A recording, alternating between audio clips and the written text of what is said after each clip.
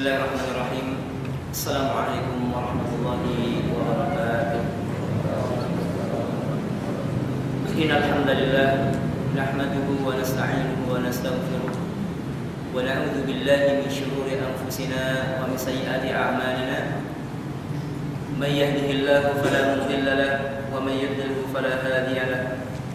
Asyhadu an la ilaha illallah wahdahu la syarika lahu wa asyhadu anna Muhammadan 'abduhu wa rasuluhu la nabiyya wa la rasula ba'da. Amma ba'd.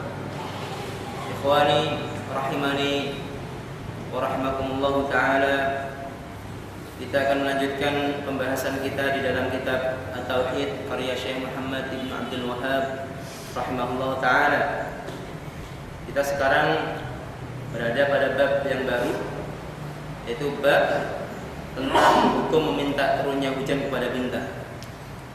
Qala al-muallif rahimahullah taala, babun ma jaa fil istisqa'i bil anwar.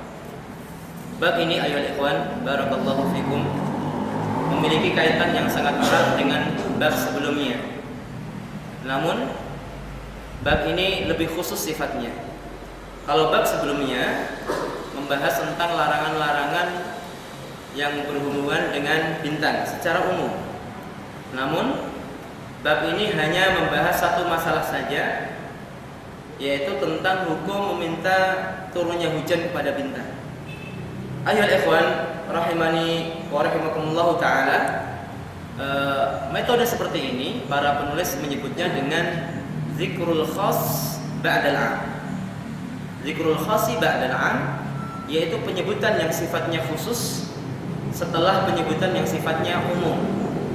Zikrul khasi ba'dal 'am. Sedangkan bab tentang meminta turunnya hujan kepada bintang, kaitannya dengan kitab tauhid adalah perbuatan seperti ini dapat menafikan aslut tauhid, pokok daripada tauhid, ataupun kamal al-wajib, yaitu kesempurnaan yang sifatnya wajib. Ada beberapa istilah yang perlu dipahami, yang ini sudah kami sampaikan dan sudah insyaallah dipahami oleh teman-teman yang lama. Jadi ada istilah aslut tauhid. Aslut tauhid, pokok dasar tauhid ini bisa hancur karena asyirkul akbar, syirik akbar, syirik yang besar. Siapa saja yang melakukan kesyirikan akbar, maka otomatis aslut tauhid, pokok tauhid yang dia miliki rusak. Ini yang pertama. Kemudian yang kedua ada kamal al-wajib. Kamal al-wajib, kesempurnaan yang sifatnya wajib, itu bisa hancur dengan perbuatan syirik asghar. Siapa saja yang terjerumus ke dalam syirik asghar, syirik kecil seperti ar-riya ataupun as-sum'ah, maka kamal al-wajib dari tauhid dia rusak. Kemudian ada istilah yang ketiga adalah kamal al-mustahab, kesempurnaan yang sifatnya mustahab, sunnah-sunnah saja di dalam tauhid. Tapi ini juga berbahaya, karena seseorang tidak akan sempurna tauhidnya kalau tidak perhatikan masalah ini.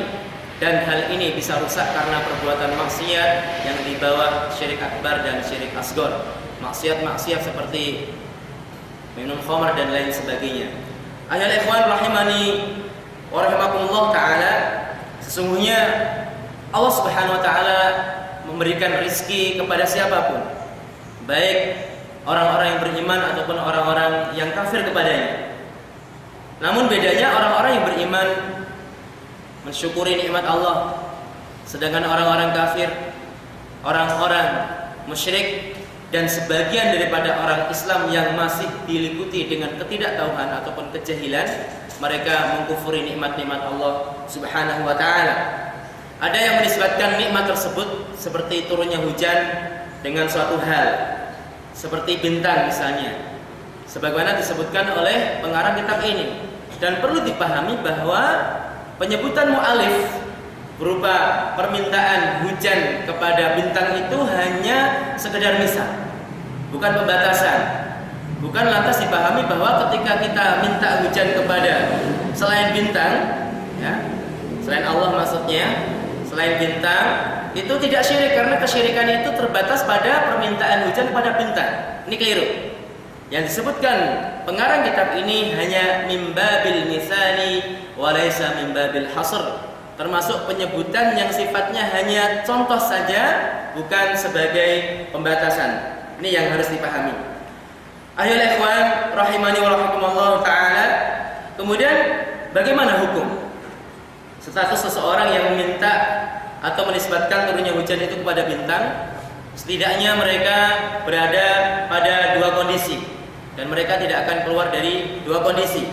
Yang pertama adalah syirkun akbar, syirik besar, dan ini memiliki dua bentuk sebagaimana disebutkan oleh Syekh Muhammad Al-Utsaimin dalam kitab Al-Qaul Mufid. Yang pertama adalah meminta turunnya hujan kepada bintang. Misalnya seseorang berkata, "Hai bintang," ataupun matahari, ataupun apapun yang ada di langit. Dia menyeru, meminta kepada dia, "Turunkan atas kami hujan." Atau yang semisalnya.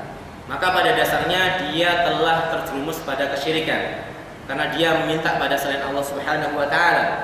Dalam surat Al-Muqminun ayat yang ke-117 Allah mengatakan, "Wa may yad'u ma'allahi ilahan akhar la burhana lahu bih fa innama hisabuhu 'inda rabbih innahu la yuflihul kafirun." Yang artinya, dan barang siapa yang menyeru Rabb selain Allah Subhanahu wa taala padahal tidak ada suatu bukti pun baginya tentang itu, maka hisabnya hanya pada Allah. Sungguh orang-orang kafir itu tidak akan beruntung. Jadi orang yang menyeru kepada selain Allah, meminta kepada selain Allah, pada awal ayat dikaitkan dengan penggalan ayat terakhir, innahu la yuflihul kafirun, sungguhnya tidak akan beruntung orang-orang yang berbuat kekufuran, termasuk menyeru kepada selain Allah Subhanahu wa taala. Boleh seseorang menyeru kepada selain Allah dengan 3 syarat. Hal ini juga telah kami sebutkan berulang-ulang, yaitu ayyakuna hayyan wa ayyakuna hadiran wa ayyakuna qadiran. Hendaklah seseorang tersebut masih hidup. Yang pertama. Kemudian yang kedua, hendaklah dia hadir. Dia itu hadir di hadapan kita, bukan ghaib. Kemudian yang ketiga adalah qadir, mampu. Jadi kalau seseorang meminta pada orang lain untuk menurunkan hujan, maka pada dasarnya dia telah meminta sesuatu yang menjadi kekhususan Allah, rububiyah Allah Subhanahu wa taala. Ini bentuk yang pertama. Kemudian bentuk yang kedua adalah dia tidak meminta, namun dia menisbatkan bahwa bintang itulah yang menurunkan hujan. Ini sama saja, orang yang meyakini dengan keyakinan seperti ini dia terjerumus kepada syirik akbar juga, kekufuran. Lalu apa bedanya antara bentuk pertama dan bentuk yang kedua? Bentuk pertama, seseorang telah merusak tauhidnya dari sisi tauhid al-uluhiyah, tauhid al-ibadah, yang seharusnya doa seperti itu dia hanya peruntukkan untuk Allah, namun dia telah palingkan dan dia peruntukkan untuk selain Allah, maka rusak tauhid al-uluhiyahnya. Kemudian yang kedua, ketika dia menisbatkan, jadi bentuk yang kedua, dia tidak meminta tapi menisbatkan bahwa hujan itu berupa nikmat Allah itu kepada bintang, pada selain Allah, maka dia telah menisbatkan sesuatu hal yang sifatnya rububiyah Allah kepada selain Allah Subhanahu wa taala. Maka ini kesyirikan di dalam tauhid ar-rububiyah. Kemudian ayat ikhwan, yang kedua adalah syirik kecil, yaitu hal ini seperti seseorang yang menjadikan bintang-bintang itu sebagai sebab turunnya hujan, karena tidak ada kaitannya antara hujan dengan bintang. Jadi khulasah inti daripada kalam Syekh Muhammad Al-Utsaimin adalah nisbatul ijad kufrun akbar, wa nisbatus sababi kufrun asghar, wa nisbatut tauqiti jaiz. Ada 3 hal. Khulasah kalam Syekh Muhammad Al-Utsaimin, nisbatul ijad, menisbatkan adanya hujan ini karena perbuatan bintang. Jadi mereka yang mewujudkan hujan tersebut, ini syirik akbar. Kalau nisbatus sabab, menisbatkan hanya sebagai sebab saja bahwa Allah yang masih yang berikan manfaat madarat, yang menurunkan hujan, yang menahan hujan, ini syirik kecil. Namun ketika dia dijadikan hanya at-tauqid saja untuk menunjukkan suatu waktu, misalnya munculnya rasi bintang tertentu itu sebagai petunjuk akan masuknya musim panas ataupun musim dingin. Ini boleh, walaupun sebagian ulama seperti Imam Qatadah dan lain sebagainya itu memakruhkan, bahkan mengharamkan. Lakin ala kulli hal mayoritas para ulama membolehkan dalam hal ini, yaitu menjadikan bintang itu sebagai at-tauqid, penunjuk. Ya, kalau penunjuk tentang arah kiblat la syak, tidak diragukan itu boleh. Namun bolehkah bintang itu sebagai petunjuk tentang masuknya musim tertentu? Mayoritas para ulama membolehkan hal tersebut. Ayol ikhwan rahimani rahimakumullah taala. Lalu apa ancaman bagi orang-orang yang meminta atau menisbatkan turunnya hujan kepada bintang-bintang? Al-Mu'allif Syekh Muhammad menyebutkan beberapa nas, di antaranya adalah firman Allah, wa qala wa qaulullahi ta'ala wa taj'aluna rizqakum annakum tukadzibun. Surat Al-Waqi'ah ayat 82 yang artinya wa taj'aluna rizqakum, kamu menggantikan rizki yang Allah berikan, annakum tukadzibun, dengan mendustakan Allah Subhanahu wa taala. Jadi mengganti nikmat Allah di sini yang dimaksudkan dalam ayat ini adalah menisbatkan nikmat tersebut pada selain Allah Subhanahu wa taala. Jadi maksud mengganti nikmat pada ayat ini adalah menisbatkan nikmat tersebut kepada selain Allah Subhanahu wa taala. Para ahli tafsir memiliki dua versi di dalam menafsirkan ayat ini. Sebagian mereka, di antaranya Al-Alamah Ibnu Qayyim rahimahullah taala, mengatakan bahwa maksud nikmat pada ayat ini, surat Al-Waqi'ah ayat 82, adalah Al-Qur'an. Nikmat berupa Al-Qur'an, wahyu Allah, diberikan pada manusia untuk membimbing mereka, untuk memberikan petunjuk pada mereka. Ini nikmat yang sangat besar, namun manusia mengkufuri nikmat tersebut dengan jalan mendustakannya. Ini pendapat yang pertama.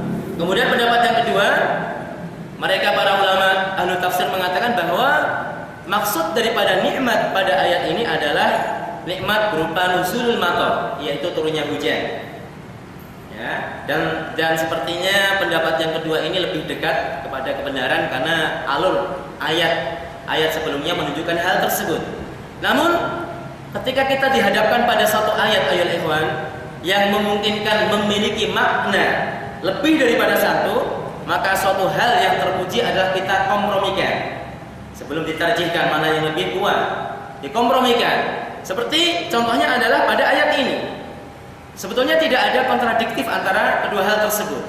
Nikmat Allah berupa wahyu Al-Quran adalah sumber kehidupan hati manusia. Sedangkan al-matar, hujan, adalah sumber kehidupan yang ada di muka bumi ini. Dan kedua-duanya adalah sumber dari kehidupan bagi manusia. Kedua-duanya adalah nikmat yang sangat besar yang wajib disyukuri. Ini adalah masuk ranah wilayah tafsir yang sifatnya tanawu ataupun variatif. Dan kebanyakan tafsir para ulama as-salaf, perbedaan mereka di dalam menafsirkan ayat-ayat Al-Quran kebanyakannya masuk wilayah tafsir yang sifatnya tanawu ataupun variatif. Misal yang lain, Allah mengatakan dalam surat Al-Imran ayat 103, wa'tasimu bihablillahi jami'an, dan berpegang teguhlah kalian semua dengan tali Allah. Sebagian ahli tafsir mengatakan tali Allah adalah Al-Islam. Sebagian yang lain mengatakan tali Allah adalah Al-Quran. Tidak ada kontradiktif antara Islam dan Al-Quran. Islam tidak akan dikatakan Islam kecuali berdasarkan Al-Quran. Dan Al-Quran memerintahkan seseorang untuk memeluk Islam secara kafah. Jadi tidak ada kontradiktif antara kalimat Al-Islam dan kalimat Al-Quran. Ada juga tafsir para ulama mengenai surat At-Takwir ayat 15. Fala uqsimu bil khunnas. Aku bersumpah dengan al-khunnas, kata Allah. Al-khunnas, sebagian ulama mengatakan al-khunnas artinya adalah an-nujum fis sama, yaitu langit, bintang di langit, atau as-suraya, bintang yang ada di langit. Tapi sebagian ulama mengatakan makna al-khunnas ini adalah baqarul wahsy, yaitu sapi liar. Apa hubungannya kira-kira ini? Ini mah tidak variatif Ustaz, ini mah kontradiktif. An-najmu fis sama wa baqarul wahsy fil ard. Ya, bintang ada di langit, sapi ada di bumi. Apa sisi kaitannya? Al-Imam Sufyan rahimahullah taala mengatakan tidak ada kontradiktif. Kalau bintang di langit itu, mereka itu sembunyi di siang hari dan nampak di malam hari. Begitu pula sapi liar yang ada di hutan. Jadi ketika siang hari mereka sembunyi dari kejaran manusia, dari buruan manusia, dan malam hari baru muncul mencari makan. Jadi ada sisi kesamaannya. Maka tafsir para ulama kebanyakan adalah tafsir yang sifatnya variatif, bukan kontradiktif. Bagi orang yang mencermati betul, insya Allah dapat. Tapi kalau tidak mencermati, malas mencermati, ya sudah. Apa hubungannya bintang dengan sapi? Ya, apa hubungannya? Tidak ada hubungannya. Seperti itu. Ayyuhal ikhwan rahimani wa rahimakumullah ta'ala. Jadi sesungguhnya Allah Subhanahu wa taala mengingkari penisbatan turunnya hujan kepada bintang-bintang dan menyebut hal tersebut termasuk pendustaan terhadap nikmat Allah. Dan ini adalah surat Al-Waqi'ah tadi ayat 82. Kemudian yang kedua, yaitu sesungguhnya meminta atau menisbatkan turunnya hujan kepada bintang adalah haram hukumnya. Hal itu diharamkan oleh Rasulullah SAW dan menggolongkannya dalam masalah jahiliyah. Seperti yang disebutkan dalam kitab ini, satu hadis. Wa qala wa an Abi Malik al-Asy'ari radhiyallahu anhu anna Rasulullah sallallahu alaihi wasallam qala arba'un fi ummati min amril jahiliyah la yatrukunahunna al-fakhru fil ahsabi wa ta'nu fil ansab wal istisqa'u bin nujum wan niyaha wa qala an-naihatu idza lam tatub qabla mautiha tuqamu yawmal qiyamati wa 'alaiha sirbalun min qatiranin wa dir'un min jarab. Rawahu Muslim. Rasulullah sallallahu alaihi wasallam meriwayatkan dari sahabat Imam Muslim meriwayatkan dari sahabat Abu Malik al-Asy'ari. Rasulullah sallallahu alaihi wasallam menyatakan arba'un, ada 4 perkara fi ummati, terdapat pada umatku. Dan maksud pada umatku di sini adalah umatul istijabah. Umat al-istijabah yaitu umat Rasulullah sallallahu alaihi wasallam yang menjawab seruan Rasulullah sallallahu alaihi wasallam dari kalangan ahli kiblat. Sedangkan ada yang disebut ummatud da'wah, masuk di dalamnya al-yahud wa nasara, al-musyrikun, orang-orang musyrik dan orang-orang kafir, tapi mereka tidak menjawab seruan Rasulullah sallallahu alaihi wasallam. Ada 4 perkara yang ada pada umatku min amril jahiliyah, dari perkara al-jahiliyah. Syekhul Islam Ibnu Taimiyah mengatakan makana mansuban ilal jahiliyati fa huwa madmun. Segala sesuatu yang dinisbatkan kepada al-jahiliyah pada dasarnya dia adalah tercela. Segala sesuatu, ya, segala sesuatu yang dinisbatkan kepada al-jahiliyah maka hal itu tercela. Dan yang dimaksud al-jahiliyah di sini adalah segala sesuatu yang menyelisih Islam. Segala sesuatu yang menyelisih Islam itu disebut al-jahiliyah. Sehingga Syekh Muhammad memiliki karangan yang lain yang berjudul Masailul Jahiliyah yang memuat di dalamnya 100 sekian masalah jahiliyah. Yang dimaksud jahiliyah di situ adalah hal-hal yang menyelisih syariat Islam. Namun pada dasarnya al-jahiliyah adalah satu kondisi al-halah qabla bi'tsatin nabi.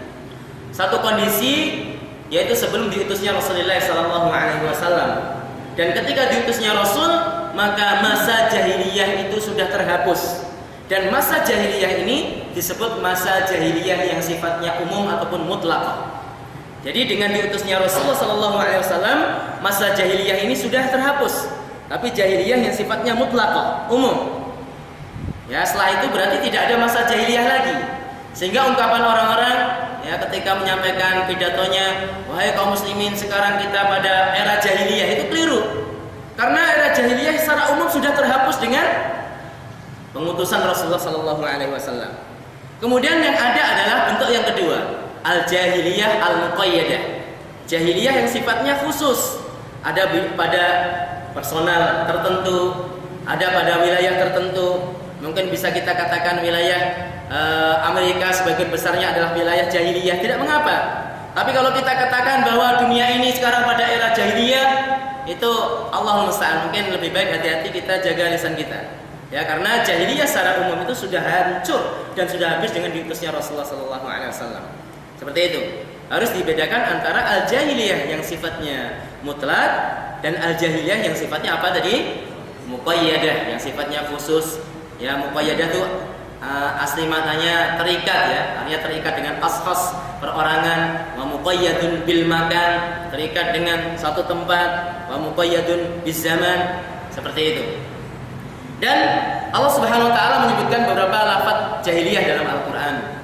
Ada setidaknya 4. Allah menyebutkan dalam Al-Qur'an dzannul jahiliyah atau dzannal jahiliyah dalam ayatnya, yaitu prasangka buruk. Prasangka buruk ya pada surat Al-Imran, pada ayat-ayat yang berbicara tentang perang Uhud. Jadi termasuk prasangka buruk adalah prasangka kepada Allah bahwa Allah tidak akan memenangkan kaum mukminin. Ya. Ini prasangka buruk. Jadi mungkin kalau kita lihat kondisi kaum muslimin, ayyuhal ikhwan barakallahu fikum, tiap hari rasanya pengen menangis. Mendengar sana seperti itu, mendengar Palestina, mendengar di Irak, mendengar di Suriah, mendengar di Mesir. Itu seakan-akan sesuatu yang sangat ajaib sekali kaum muslimin bisa menang. Ya. Bagi yang hatinya gundah, tidak memahami ayat Allah, maka mungkin kemenangan itu sangat jauh, bahkan akan timbul suudzon kepada Allah Subhanahu wa taala. Bahkan sebagian orang awam akan bertanya, alasna ala haqqin, alasna fi sabilir rahman. Bukankah kita itu berada di jalan Allah, berada di saf barisan para tentara Allah yang maha perkasa, yang maha pengasih, maha penyayang? Kenapa kita kalah terus? Seperti itu. Maka bagi orang-orang yang tidak memahami nas-nas baik dan tidak memahami bahwa itu adalah suatu sunnah yang Allah tetapkan, ya, yang Allah tetapkan berupa ujian-ujian kepada kaum mukminin sehingga terseleksi iman mereka, maka mereka akan timbul pada hatinya suudzon kepada Allah. Dan ini sifatnya luas. Ketika kita mendapatkan ujian yang lain, dalam hati kita menyangka, ya Allah, saya orang paling sengsara di muka bumi ini. Ya, di mana rahmatmu? Misalnya, suudzon kepada Allah bahwa Allah tidak menyayangi dia, ini termasuk dzon al-jahiliyah. Ada juga ungkapan tabarruj al-jahiliyah, yaitu apa? Berdandan dengan dandanan jahiliyah. Sebagian ahli tafsir mengatakan bahwa ini berhubungan dengan al-jahiliyah al-ula, yaitu kaum jahiliyah masa lalu. Pada era Nabi Daud, seorang perempuan itu hanya memakai pakaian dari butiran-butiran mutiara, dirangkai dengan benang dipakai. Apa yang terjadi?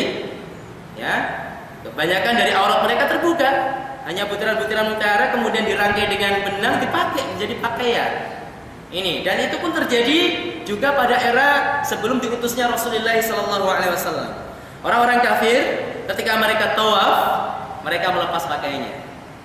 Lepas pakaiannya. Wah, jangan pakai pakaiannya, karena pakaian yang kita pakai ini pakaian untuk bermaksiat kepada Allah dan tidak layak kita pakai untuk taqarrub kepada Allah. Ini setan pintar sekali membisikkan, ya. Jadi teman-teman ini misalnya yang suka Facebook haram nggak? Ada yang berani mengatakan haram? Ya, tergantung penggunaannya. Ya, tergantung penggunaannya. Jadi untuk tukar informasi, mengumpulkan ikhwah yang mungkin tidak sempat silaturahim ataupun ziarah kunjung ke teman-teman yang jauh, mungkin ziarahnya lewat Facebook. Seperti itu. Tapi mungkin ada godaan-godaan yang lain. Ya, karena tidak dipungkiri muncul ikhwat-ikhwat di Facebook. Ya, jadi ikhwat bahkan syahwat di Facebook. Kemudian Assalamualaikum, jawab waalaikumsalam. Anda seorang muslimah? Oh tentu saya muslimah, saya izin sholat dulu ya mas. Izin sholat. Oh berarti Anda muslimah. Di awal dengan seperti itu. Menurut saya seorang muslimah itu harus menutup aurat. Masya Allah. Bagus. Ini dakwah ayat ikhwan. Tapi kemudian hari dia digoda oleh syaitan, kirim foto dia, kadang merayu akhwatnya, ya akhwat, kamu seperti artis di TV. Seperti apa sih saya? Kata akhwatnya. Ya seperti artis di TV. Siapa artisnya? Nanti saya kirim gambarnya. Udah dikirim gambar artis tersebut tanpa kerudung. Ini loh, mirip antum. Setan sudah masuk. Nah, akhirnya suatu saat ketika mendakwainya dibalas oleh akhwat. Tuh, ini Pak Ustadz, dakwai saya untuk pakai kerudung, kok kasih contoh artis nggak pakai kerudung. Akhirnya ustadznya terdiam 1000 bahasa. Ya, ini evan-evan sekalian yang masih suka Facebook ya tafadhol silahkan. Tapi kalau di Ma'had Al-Islam, ya Ma'had kita ini targetnya harus hafal 30 juz dalam waktu 2 tahun, kemudian harus hafal mutun, kemudian harus hafal yang lain, buat makalah dan macam-macam, kok masih sempat Facebookan 2 jam dalam waktu sehari semalam, itu kebangetan. Ya, masih sempat Facebookan 2 jam sehari semalam, itu masih sangat kebangetan. Ya saya katakan itu tidak haram, tapi tergantung penggunaannya ayolah ikhwan. Jangan sampai kita para duat dikalahkan oleh orang-orang awam. Ya, kita para duat adalah merupakan usul, merupakan arkan, merupakan tiang daripada dakwah ini. Kalau antum sebagai tiang dakwah itu roboh, siapa yang akan menyangga dakwah ini? Siapa? Kita harapkan teman-teman yang kerja tukang becak untuk mendakwahkan manusia. Sangat tidak mungkin, antum-antum yang diharapkan. Maka jadilah duat yang robbaniyin, yang menapaki, yang meniti jalan robbani, yaitu aturan Rabb Subhanahu wa ta'ala. Dan masih banyak lagi contoh-contoh dalam Al-Quran. Yang tadi saya sebutkan adalah tabarruk al-jahiliyah, dandanan jahiliyah, membuka aurat. Bahkan lebih parah lagi, mereka menisbatkan hal tersebut, ya, dia membuka aurat itu perintah Allah. Dalam surat Al-A'raf, wa idza fa'alu fahishatan, apa ayatnya? Qalu wajadna 'alaiha aba'ana wallahu amarna biha. Qul innallaha la ya'muru bil fahsya. Ketika mereka melakukan fahisyah ini maksudnya adalah membuka auratnya ketika tawaf. Mereka mengatakan, qalu wajadna 'alaiha aba'ana. Kami mendapatkan bapak-bapak kami, nenek moyang kami melakukan hal tersebut dan Allah memerintahkan. Ada 2 statement. Ya, yang pertama adalah dalilnya bapak-bapak mereka melakukan, kemudian Allah yang merintahkan. Kemudian Allah bantah, qul innallaha la ya'muru bil fahsya. Katakan wahai Muhammad bahwa Allah tidak pernah memerintahkan sesuatu yang fahisyah, yang keji. Dari ayat ini juga kita bisa mengambil beberapa faedah. Yang pertama, bahwa yang diingkari hanya satu saja, yaitu Allah tidak memerintahkan. Sedangkan sesuatu yang terjadi pada nenek moyang mereka berupa tawaf di sekitar Ka'bah dengan bertelanjang diri itu tidak diingkari, itu terjadi. Walaupun berhujah dengan hujah seperti itu tidak pas, tidak benar. Ini yang pertama. Kemudian faedah yang kedua, mereka menyebut perbuatan tersebut dengan fahisyah. Membuka aurat itu dengan sebutan apa? Fahisyah. Orang-orang kafir meyakini bahwa perbuatan tersebut fahisyah, perbuatan keji yang tidak terpuji. Namun sekarang ayolah ikhwan, orang-orang yang buka aurat itu apakah mereka berani mengatakan perbuatan keji? Silahkan tanya pada anggota Miswat sekarang. Anda buka aurat ini, kira-kira perbuatan Anda terpuji atau tidak? Oh iya terpuji, ini budaya bangsa.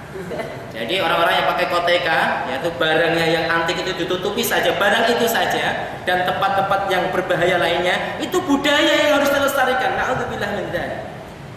Ya, itu bukan budaya tapi keterbelakangan ayolah ikhwan.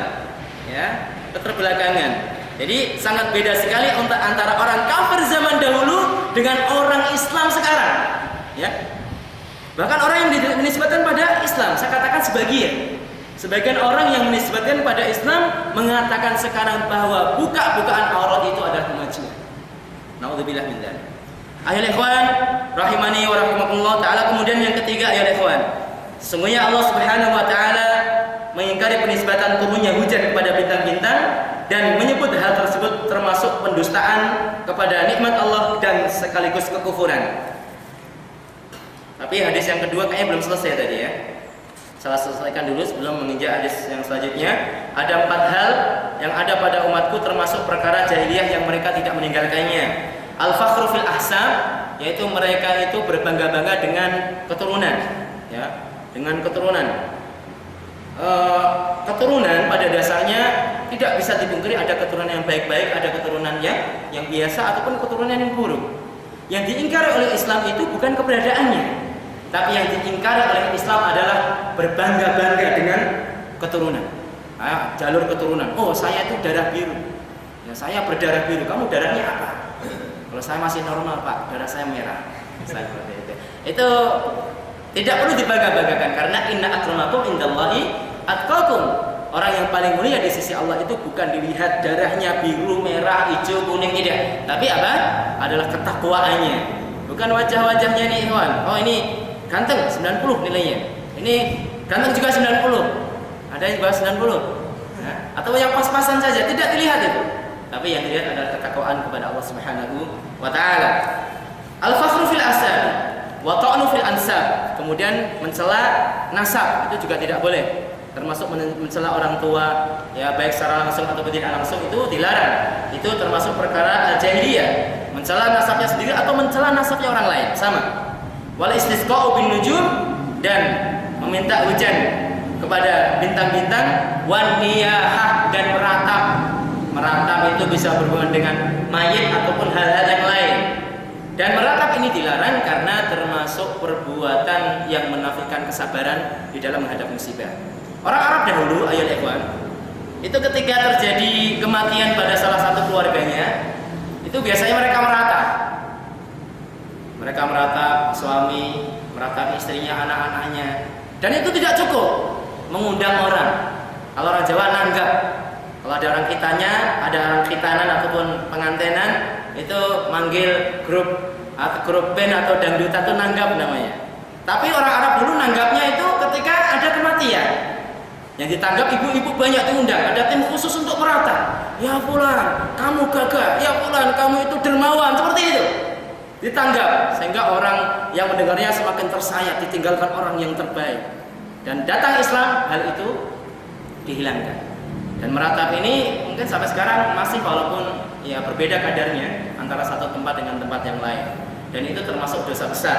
Bahkan Rasulullah mengatakan waqala an-naihatu idza lam tatub qabla mautiha tuqamu yaumil qiyamah wa 'alaiha sirbalun min qatiranin wa dir'un min jarab. Jadi ancaman bagi seorang yang berniyah, orang yang meratap, seorang perempuan disebut an-naihah. Kenapa disebutkan an-naihah di sini? Tidak disebut an-naih min babil aghlab. Disebut seorang perempuan yang meratap, bukan berarti seorang laki-laki yang meratap tidak dapat dosa, tidak. Disebut dalam hadis ini seorang perempuan yang meratap min babil aghlabiyah. Disebut karena kebanyakan yang meratap itu adalah perempuan. Jadi kalau antum meratap memiliki dua dosa ya ikhwan. Yang pertama, hal itu dilarang. Yang kedua, atasyabbuh bin nisa. Laki-laki itu seperti ini, gagah. Jangan, ya gimana nih? Nah, ini lemes ya. Ya Allah, gimana nih ngapalin belum selesai. Aduh, nangis akhirnya. Suruh ngapal nangis. Ini bukan laki-laki. Ya, telepon orang tua. Gimana Bi? Ini suruh ngapal, nangis. Biasa di sini kurus. Ya, karena banyak hafalan. Ini bukan laki-laki. Ar-rijal laisa kadzalik. Laki-laki tidak seperti itu. Ya, seorang perempuan yang tidak bertobat dari dosa ini maka diancam pada hari kiamat akan diberi pakaian yang sangat panas dari aspal. Alhamdulillah min dzalik. Ini ancaman dari Allah melalui Rasulullah sallallahu alaihi wasallam. Qala walau ma an Zaid bin Khalid radhiyallahu anhu qala sallallahu Rasulullah sallallahu alaihi wasallam salat as-subh bil Hudaybiyah ala ithri sama'in kanat min al-lail falamman saraf aqbala aqbala ala an-nasi faqala hal tadruna madza qala rabbukum qalu Allah wa rasuluhu a'lam qala asbaha min ibadi mu'minun bi wa kafir fa amma man qala mutirna bi fadlillahi wa rahmatihi fadzalika mu'minun bi wa kafirun bil kawkab wa amma man qala mutirna bi na'i kadza wa kadza fadzalika kafirun bi mu'minun bil kawkab. Jadi diriwayatkan bahwa suatu saat Rasulullah sallallahu alaihi wasallam mengimami sholat subuh pada masa Hudaybiyah. Perjanjian Al-Hudaybiyah ala isri sama'in ba'dal matar, malamnya hujan. Ala isri sama'in yaitu setelah hujan. Kanat minal lail, yaitu hujan pada malamnya. Al-lail.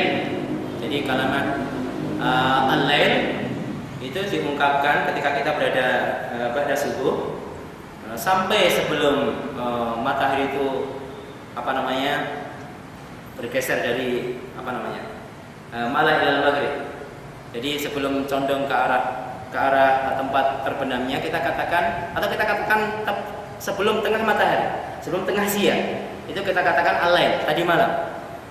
Maka ketika kita tanya pada sahabat kita, kamu mimpi apa tadi malam? Kalau antum katakan jam 10, ma ra'aita fil lail, Bukan fil barihah. Kalau setelah pertengahan siang maka al-barihah.